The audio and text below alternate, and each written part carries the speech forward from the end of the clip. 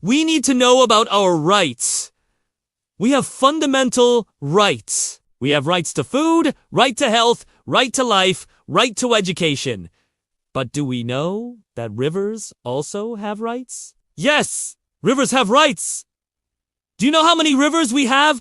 And like us, they have a right to life too. So what does the law say?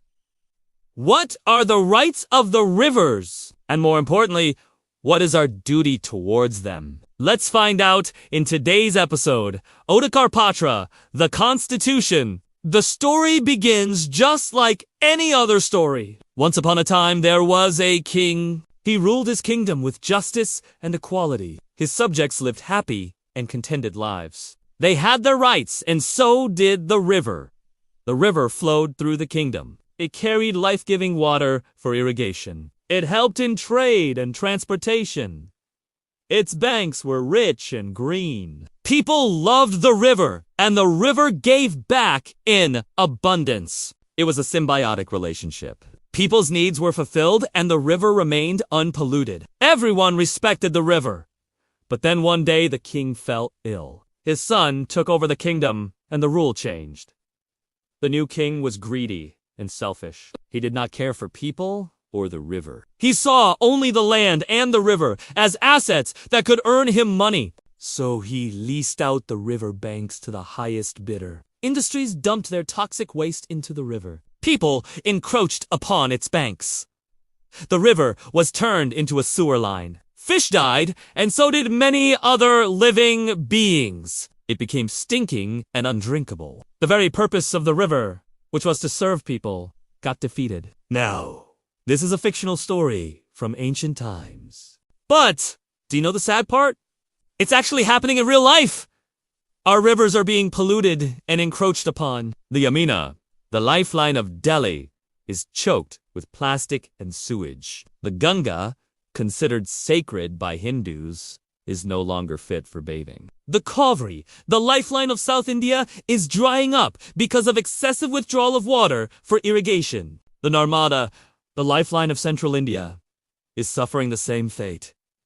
All our rivers are dying a slow death. Then came the Supreme Court of India. It intervened and delivered a historic judgment. It said that all rivers are legal entities. They have a right to exist. In simple words, the river is our mother. We cannot kill her or pollute her. Industries and individuals who pollute rivers will be punished. They will have to clean the mess they made. But despite this judgment, the story doesn't end. The river needed friends to protect it, and these friends came in the form of young students. A group of students launched a campaign. They marched to the collector's office. They submitted a memorandum and demanded action against those polluting the river. A few officials did try to stop them, but the students stood firm. Their determination forced the administration to take action. The students redrew the maps of the river. They showed how the river had shrunk. They highlighted how illegal constructions and rampant sand mining had reduced the river to a small fraction of its former self. The students asked the administration to demolish the illegal structures. They also demanded that sand mining should be stopped. They wanted the river to flow freely, just like it used to centuries ago. And finally, the administration agreed. The bulldozers arrived. They demolished the encroachments. It was a victory for the students, for the river, and for the entire nation. But remember, this is just a story. It might inspire you, but it's not enough. You have to be the part of the solution. You have to protect the rivers yourself. Do you know that? Even today, several government and non-government offices encroach upon rivers.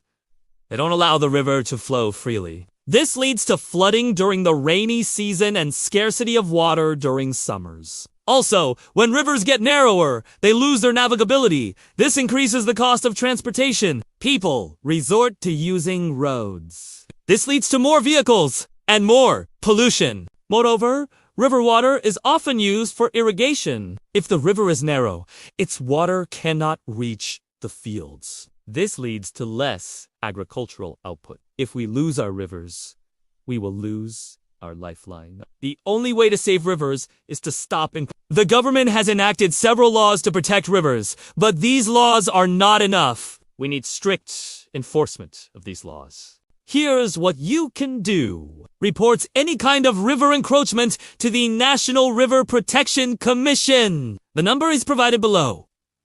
You can also call up your local administration. Also, educate others about the importance of protecting rivers. Only if we are aware can we bring about a change. So be aware, be responsible, and save the river. Your small step can make a huge difference. And don't forget to follow us for more such informative videos. Until next time, goodbye.